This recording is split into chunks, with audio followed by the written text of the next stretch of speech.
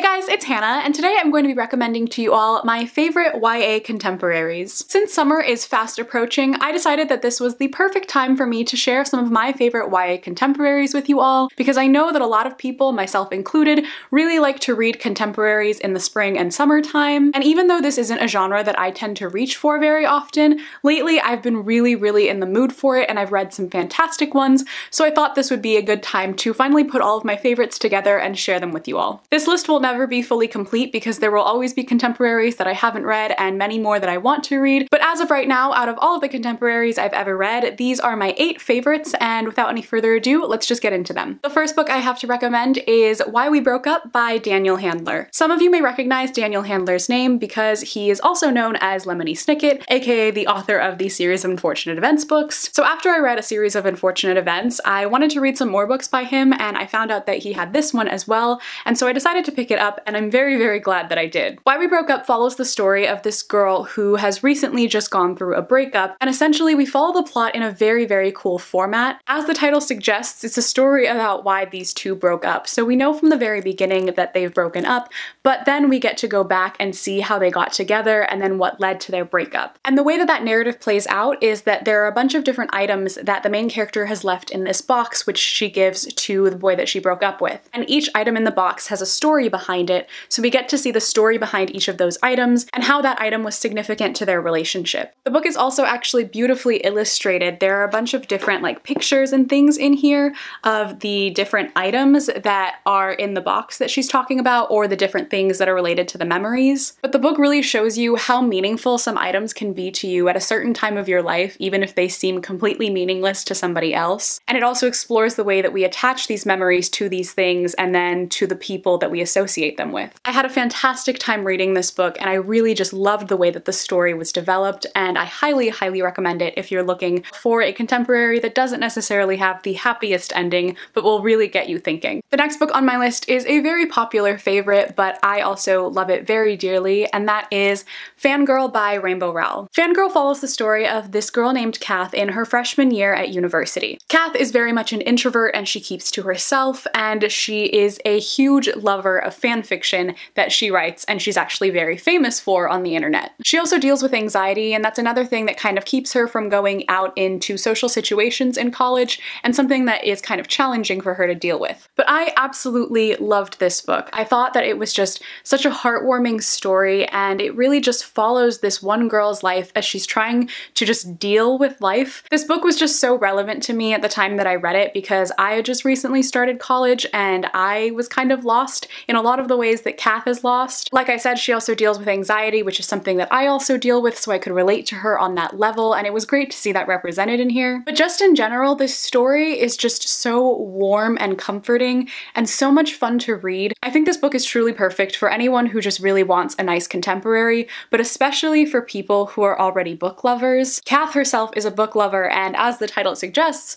she is a fangirl, which a lot of us book lovers tend to be. So this book to me just felt really comforting in that sense, because I felt like Kath understood me and I just felt at home with it, and I think it is the perfect book to just put a smile on your face. The next book on my list is one of the most recent books I've actually finished, and that is The Hate U Give by Angie Thomas. The Hate U Give follows the story of this girl named Star Carter who witnesses a police officer murder her friend. It's inspired by the Black Lives Matter movement, and it has a very relevant political context to it. Star lives in the neighborhood Garden Heights, which is a predominantly Black and poor neighborhood, but she goes to a private school in a wealthy neighborhood where most of the kids who go to her school are white, and she's one of the only Black kids in her school, so she's very ostracized in that sense.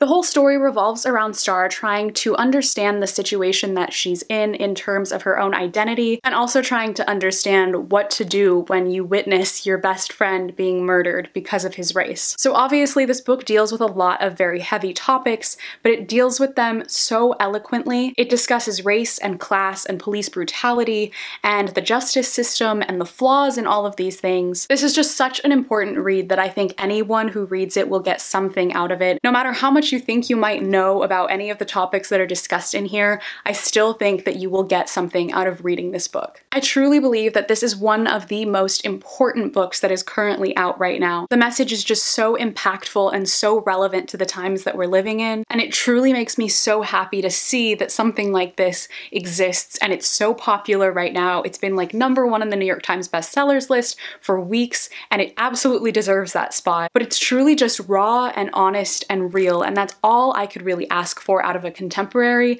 That's like my favorite thing to have in a contemporary, because it's supposed to be realistic, and that's all I want, and this one definitely delivers. So clearly, I highly, highly recommend this book. If you have not read it yet, please pick it up. I promise you will not be disappointed. It's fantastic. The writing is so good, the characters are great, and the story will just leave you sobbing, but also leave you with an immense amount of hope. The next 2 books on my list are both by the same author, and they're probably the ones that you've been expecting this whole video because I always talk about this author, and that is Benjamin Alire-Sands. Essentially, any of his books I highly, highly recommend. His YA contemporaries are absolute perfection. Starting with Aristotle and Dante, since this was the first one of his books that I read, this follows the story of these 2 boys named Aristotle and Dante who live in El Paso, Texas in the 80s. The 2 of them are kind of loners, but one day they meet and they become fast friends, and then the story follows mostly Ari's relationship as he grows and develops, because it starts from when he's 15, I believe, and I think it ends when he is 17, and then it also follows the development of his relationship with Dante. This story is about love, it's about friendship, it's about sexuality, it's about family and discovering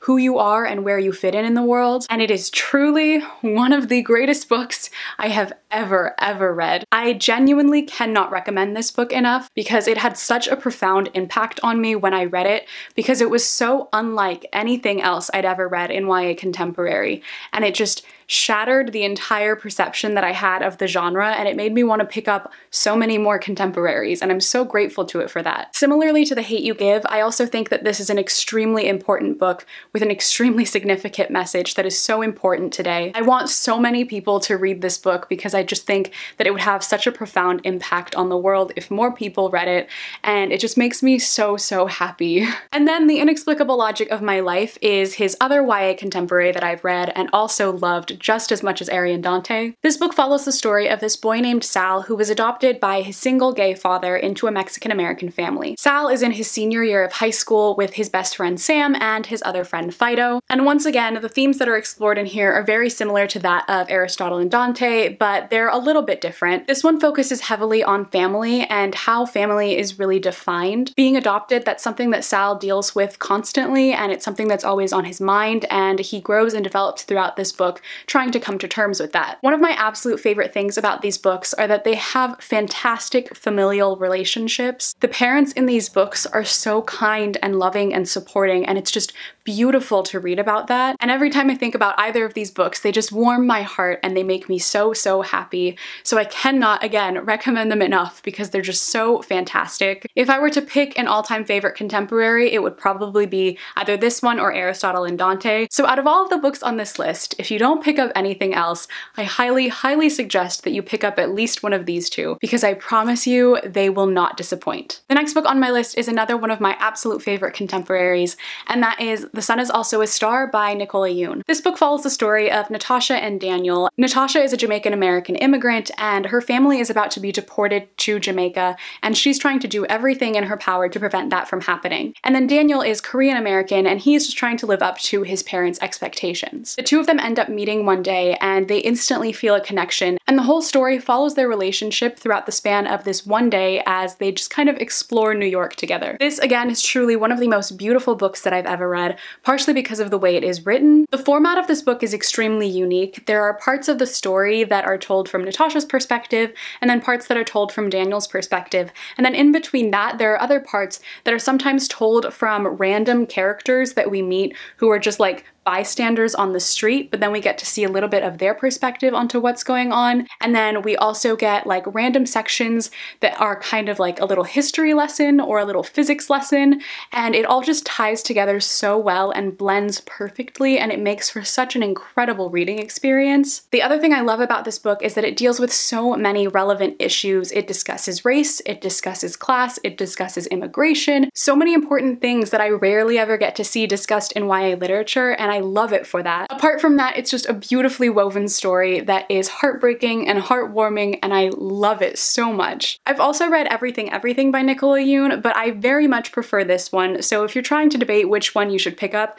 this one is my recommendation. The next book on my list is the book that I read I think the longest time ago, and it is probably the very first contemporary that I really fell in love with, and that is The Perks of Being a Wallflower by Stephen Chbosky. This book follows the story of this boy named Charlie as he is trying to navigate high school. Charlie's very quiet and he keeps to himself because he's gone through a lot throughout his life that has kind of made him far more reserved than other people. So in many ways he feels like he doesn't really fit in, but he eventually does end up finding this group of friends that he greatly admires, and the story kind of just explores his relationship with them and his relationship with himself in many ways. This book is told in a very unique format. It's told in letters that Charlie is writing to someone which he just addresses as friend. But this book I read in my freshman year of high school, and it was the absolute perfect time for me to read it because so many of the things that Charlie was going through were the same things that I was going through. This book deals with mental illness, it deals with abuse, it deals with a lot of very, very difficult, hard topics,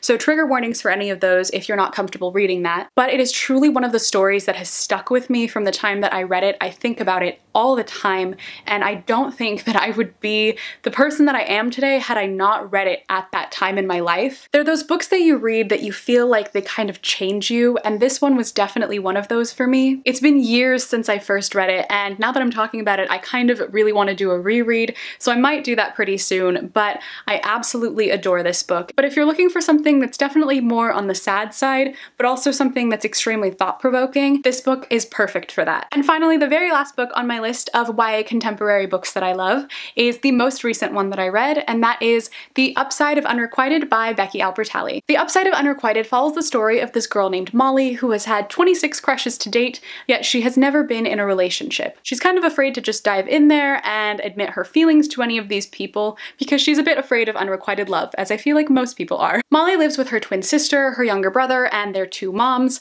and she is Jewish, and she also deals with anxiety. So in terms of representation, this book is kind of incredible. Molly's sister is a lesbian, their family is Jewish, there are several characters of color in here, and like I said, Molly deals with anxiety. So I love the fact that this book has so much representation because that's something that's really important to me when I'm reading. But I also love this book because it's so well written, it's hilarious, and it is so relatable. Becky Albertalli's writing style is just fantastic. She can make me crack up on one page and then start tearing up on the next page because she can go from hysterical to way too real in like 3 seconds. So that just made this book such a joy to read. But yeah, because I love this one so much, I'm super excited to read Simon vs. the Homo Sapiens Agenda, her other book, her debut book, I believe, which I've heard is also fantastic. So I can't wait to dive into that one too. But I have a feeling this one will probably still stay my favorite of her 2 books so far because it is just so fantastic, and like every other book on this list, I cannot recommend it enough. So if you're looking for a relatable contemporary to dive into this summer, this one is your best bet. So that is it for all of my favorite YA contemporaries. Let me know in the comments down below, what are some of your favorite YA contemporaries? Do we have any of the same ones? Do you have completely different ones? I would love to hear your recommendations because like I said, I really just want to read some more YA contemporary right now. If there are any other genre-specific recommendation videos you would like to see, definitely let me know that down below as well because I would love to make some more recommendation videos. They're some of my favorites to film. If you would like to follow me on any of my social media, all of my links are in the description box as always. But thank you all so much for watching this video. I hope you enjoyed, and I will see you in my next video. Bye!